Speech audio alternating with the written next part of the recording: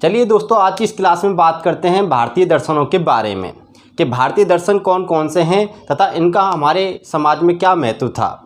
इसके अलावा इनसे जुड़े परीक्षा उपयोगी तथ्यों के बारे में इस क्लास में जानेंगे। तो बात करते हैं हम भारतीय दर्शनों के बारे में। तो यहाँ पे जो हमारा टॉपिक है वो दर्शन से संबंधित है। किससे संबंधित है दोस्तों? दर्शन से संबंधित है। अब यहाँ पे एक बात गौर करनी है आपको कि जो हमारे भारतीय दर्शन हैं, इन भारतीय दर्शनों को हम दो भागों में बांटते हैं। एक होते हैं हमारे भारतीय दर्शन के अंतर्गत आस्तिक दर्शन, और जो दूसरे होते हैं जिनको हम बोलते हैं नास्तिक दर्शन। अब ये आस्तिक दर्शन क्या होते हैं और नास्तिक दर्शन क्या होते हैं, तो इनके बारे में बता देता हूँ कि जो आस्तिक दर्शन होते हैं ये क्या करते हैं, वेदों की प्रामाणिकता को स्वीकार करते हैं। वेदों की वैदिक प्रामाणिकता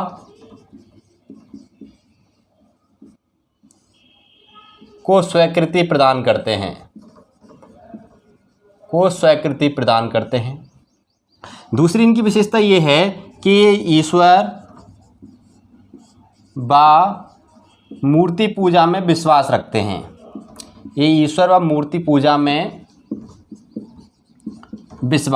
हैं। तो ये दो बातें आस्तिक दर्शन से संबंधित हैं, यानी ये क्या ईश्वर में आस्था मानते हैं तथा वैदिक प्रामाणिकता को भी स्वीकार करते हैं। कौन से दर्शन? हमारे आस्तिक दर्शन। ठीक है, एक बात यहाँ से समझने वाली है। बात करें हम अपने नास्तिक दर्शनों की कि नास्तिक दर्शन की विशेषता क्या है, तो नास्तिक दर्शन जस्ट इनसे उल्टे हैं। यानी ये क्या करते हैं कि ये वैदिक प्रामाणिकता को स्वीकार नहीं करते हैं, वैदिक प्रामाणिकता को स्वीकृति नहीं देते हैं। दूसरी बात यह है कि ईश्वर व मूर्ति पूजा में भी क्या करते हैं, विश्वास नहीं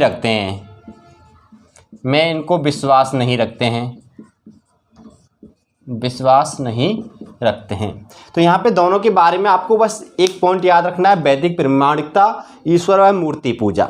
ठीक है, ईश्वर व मूर्ति पूजा को विश्वास किस में रखा जाता है? आस्तिक दर्शन में। वैदिक प्रामाणिकता को स्वीकार किस में करते हैं? आस्तिक दर्शन में। जबकि नास्तिक दर्शन होता है, इसके अंतर्गत वैदिक प्रामाणिकता को स्वीकार नहीं किया जाता है और ना ही ईश्वर पूजा व मूर्ति पूजा में विश्वास किया जाता है। अब बात करते हैं कि हमारे भारतीय दर्शनों में जो आस्तिक दर्शन है, इन आस्तिक दर्शनों की संख्या 6 है। कितनी है? 6 है, जिन्हें हम षड दर्शन के नाम से भी जानते हैं। जिन्हें हम क्या कहते हैं? षड दर्शन के नाम से भी जानते हैं। और नास्तिक दर्शन की अगर बात करें तो भारतीय दर्शन में जो नास्तिक दर्शन है उनकी संख्या 3 मानी गई है। कितनी मानी गई है? 3 मानी गई है। इनको हम कह सकते हैं मुख्यतः बौद्ध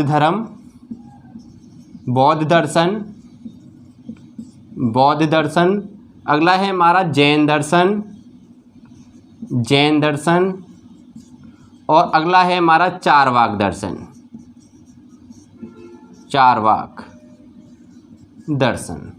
यानी इन दर्शनों को भारत के अंतर्गत क्या माना गया है? नास्तिक दर्शन के अंतर्गत रखा गया है। और जो षड दर्शन हैं जिनको हम बात करेंगे आज की क्लास में, मुख्य रूप से हम षड दर्शनों के बारे में ही बात करेंगे। इन षड दर्शनों को यानी 6 दर्शनों को क्या माना गया है? आस्तिक दर्शन के अंतर्गत रखा गया है। तो जो आज की क्लास है, आज की इस क्लास में हम मुख्य रूप से बात करने वाले हैं षड दर्शनों के बारे में। षड दर्शनों की अगर बात करें तो इनका अंतिम रूप से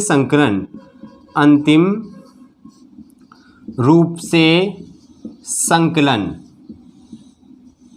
षड दर्शनों का जो अंतिम रूप से संकलन है वो गुप्त काल में हुआ। कब हुआ? गुप्त काल में। अगर आपसे पूछा जाए कि षड दर्शनों का अंतिम रूप से संकलन किस काल में किया गया, तो गुप्त काल में किया गया। ये पॉइंट आपको नोट रखना है, याद रखना। जिससे पहले मैंने आपको पुराणों के बारे में भी बताया था, तो पुराणों के बारे में भी मैंने स्पष्टली बताया था कि पुराणों का भी अंतिम रूप से संकलन किस में हुआ था? हमारे गुप्त काल के अंतर्गत हुआ था। पुराणों के अंतर्गत ऋग्वैदिक काल से लेकर गुप्त काल तक की जानकारी हमें मिलती है। उसी प्रकार दर्शनों के अंतर्गत ऋग्वैदिक काल से लेकर गुप्त काल तक के बातों का क्या मिलता है? हमें जानकारी मिलती है। तो याद रखना है कि जो हमारे भारतीय दर्शन के अंतर्गत षट दर्शन आते हैं ये अंतिम रूप से गुप्त काल के अंतर्गत संकलित किए गए थे। अब मैं बात करता हूँ भारतीय दर्शनों के षट दर्शनों के बारे में। तो यहाँ पे जो हमारी नेक्स्ट हेडिंग है वो है षट दर्शन। तो जो षट दर्शन यानी ये 6 दर्शन हैं, ये 6 दर्शन कौन कौन से हैं और इनसे संबंधित इम्पोर्टेंट पॉइंट कौन कौन से हैं उन पर आपको गौर करना है। तो बात करते हैं हम षट दर्शनों की। जो षट दर्शन है उनकी संख्या कितनी है? 6। ये बात आपको अच्छे से समझ में आ गई होगी। और ये 6 जो दर्शन हैं, इन 6 दर्शनों में सबसे जो पहला दर्शन है, इन 6 दर्शनों में सबसे जो पहला दर्शन है वो है सांख्य दर्शन। सांख्य दर्शन, ठीक है। और सांख्य दर्शन के जो प्रतिपादक थे, याद रखना, प्रतिपादक थे कपिल मुनि। कपिल मुनि सांख्य दर्शन की। जो हमारा दूसरा दर्शन है वो है योग दर्शन। योग दर्शन। तीसरा दर्शन है हमारा न्याय दर्शन। न्याय दर्शन। और जो चौथा दर्शन है वो है हमारा वैशेषिक दर्शन। वैशेषिक दर्शन। और जो पांचवा है हमारा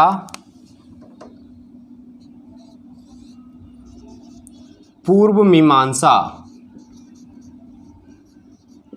पूर्व मीमांसा दर्शन। इसको हम मीमांसा भी कह सकते हैं, ओनली केवल इसको मीमांसा भी लिखा जाता है कई कई जगह पर।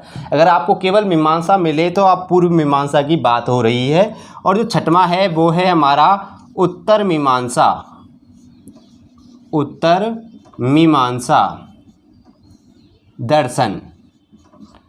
इसको हम वेदांत भी कहते हैं, कभी कभार इसको वेदांत भी कहा जाता है। एक बात और याद रखना, वेदांत किन्हें कहा जाता था, मैंने पहले बताया था कि उपनिषदों को वेदांत कहा गया है। तो कभी कभार क्या होता है कि जो हमारा उत्तर मीमांसा दर्शन है इसको भी हम क्या कहते हैं, वेदांत के नाम से जानते हैं। ये बात आपको समझनी है अच्छे से।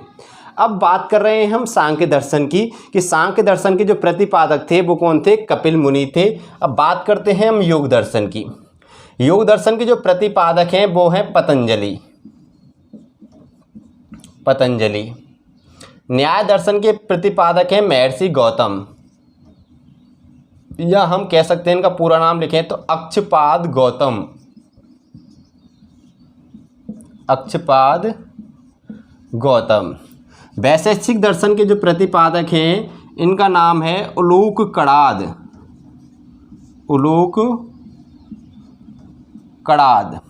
बात करते हैं पूर्व मीमांसा की, तो इसके हैं जैमिनी, आचार्य जैमिनी।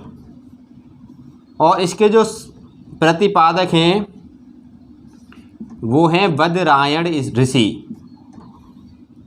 बदरायण ऋषि। कभी कभी बदरायण की जगह पे यहाँ पे वेदव्यास दे देते हैं। कई कई पुस्तकें ऐसी हैं जो उत्तर मीमांसा को क्या बताते हैं, वेदव्यास इनके प्रतिपादक बताते हैं। जो इनके आधार ग्रंथ हैं, सांख्य सूत्र है, इसका योग सूत्र है, इसका न्याय सूत्र, इसका वैशेषिक सूत्र, इसका पूर्व मीमांसा सूत्र, इसका उत्तर मीमांसा सूत्र। यानी इनके जो आधार ग्रंथ बनाए गए वो इन्हीं के नाम से ही बनाए गए। इनको हम क्या कह सकते हैं, सांख्य सूत्र, योग सूत्र, न्याय सूत्र, वैशेषिक सूत्र और पूर्व मीमांसा सूत्र या उत्तर मीमांसा सूत्र, इन्हीं के नाम से हम इनको जानते हैं। अब देखने वाली बात यह है कि जो हमारा सांख्य दर्शन है, अब इनकी विशेषताओं पर गौर करना है आपको कि जो हमारा सांख्य दर्शन है इसके बारे में जान लो आप। सांख्य दर्शन की सबसे पहली विशेषता कि ये क्या है, सबसे प्राचीन दर्शन है। सबसे प्राचीन दर्शन, पहली विशेषता। इसकी जो दूसरी विशेषता ये है सांख्य दर्शन की कि ये जैन धर्म से समानता रखता है। जैन धर्म से समानता, यानी इसके जो विचार हैं, इसके अंतर्गत जो बातें हैं वो किस धर्म से समानता में यानी मेल खाती हैं। तो मैं उनके बारे में बता दूं कि ये जो हमारा सांख्य दर्शन है, इस सांख्य दर्शन की जो बातें हैं वो जैन धर्म से क्या करती हैं, मेल खाती हैं। इसकी जो तीसरी बात है कि इसके अनुसार जगत की उत्पत्ति प्रकृति व पुरुष से हुई है। यानी हम कह सकते हैं कि सांख्य दर्शन है, सांख्य दर्शन के अनुसार, इसके अनुसार जगत की उत्पत्ति किससे हुई है, पुरुष प्लस प्रकृति से मिलकर,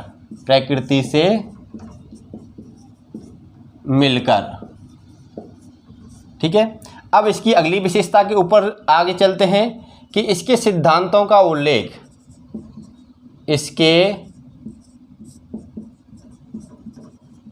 सिद्धांतों का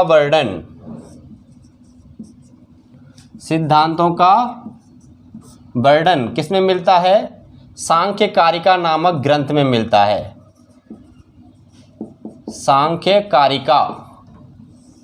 सांख्य कारिका नामक ग्रंथ में मिलता है।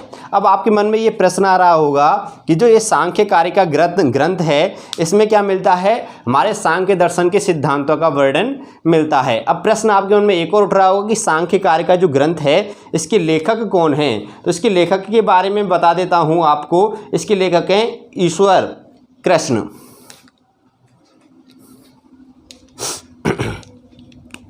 अगर इनके रचनाकार के बारे में पूछा जाए कि इनकी जो रचना की थी वो की थी ईश्वर कृष्ण ने। किसने की थी, ईश्वर कृष्ण ने। ये नाम अवश्य याद रखना है। अब बात करते हैं हम योग दर्शन की, ठीक है। सबसे प्राचीन दर्शन तो हमारा कौन सा है, सांख्य दर्शन है। लेकिन बात करें सबसे ज़्यादा प्रचलित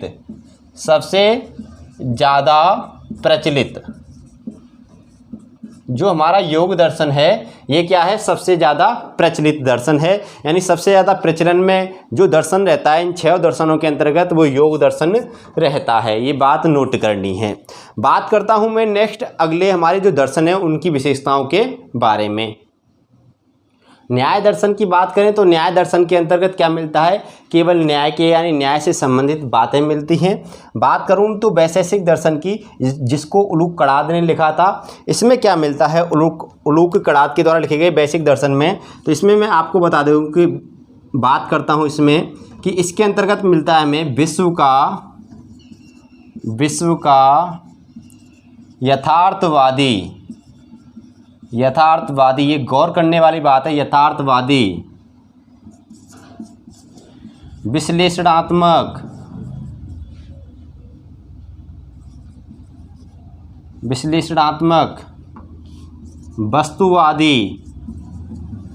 वस्तुवादी दर्शन का विश्लेषण यानी जो वैशेषिक दर्शन है इसके अंतर्गत क्या मिलता है, हमारे गौर करने वाली मोस्ट इम्पोर्टेंट पॉइंट है कि किस दर्शन के अंतर्गत विश्व का यथार्थवादी विश्लेषणात्मक वस्तुवादी दर्शन का विश्लेषण मिलता है, वैशेषिक दर्शन के अंतर्गत। और सबसे इम्पोर्टेंट बात गौर करने वाली इसी की ये है कि इसी दर्शन से भारत में भौतिक शास्त्र का प्रारंभ हुआ, भौतिक शास्त्र का जन्म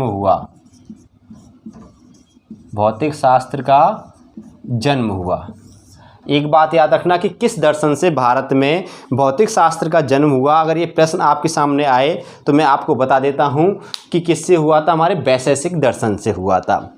अब बात करता हूँ हमारे पूर्व मीमांसा, तो इसमें क्या है, वैदिक कर्म कांडों का वर्णन मिलता है, वैदिक कर्म कांडों का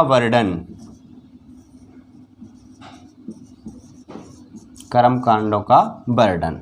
यानी ये जो फैक्ट्स हैं, हमारे उत्तर मीमांसा में भी हमारे वैदिक कर्म कांडों से संबंधित कुछ बातें मिलती हैं, लेकिन अच्छे रूप से यानी शुद्ध रूप से जो वर्णन मिलता है वो वैदिक कर्म कांडों का पूर्व मीमांसा में मिलता है। यानी इतने सारे जो प्रश्न हैं इन हमारे भारतीय दर्शनों से बनकर सामने आते हैं। यहाँ तक कि गौर करना, ज़्यादातर स्टूडेंट क्या करते हैं, इन 6 दर्शनों के बारे में पढ़ लेते हैं कि सांख्य दर्शन, योग दर्शन, न्याय दर्शन, वैशेषिक दर्शन, पूर्व मीमांसा, उत्तर मीमांसा, इसके प्रतिपादक कपिल मुनि, इसके पतंजलि, इसके अच्छपाद गौतम, उलूक कड़ाद, जैमिनी और बद्रायण ऋषि।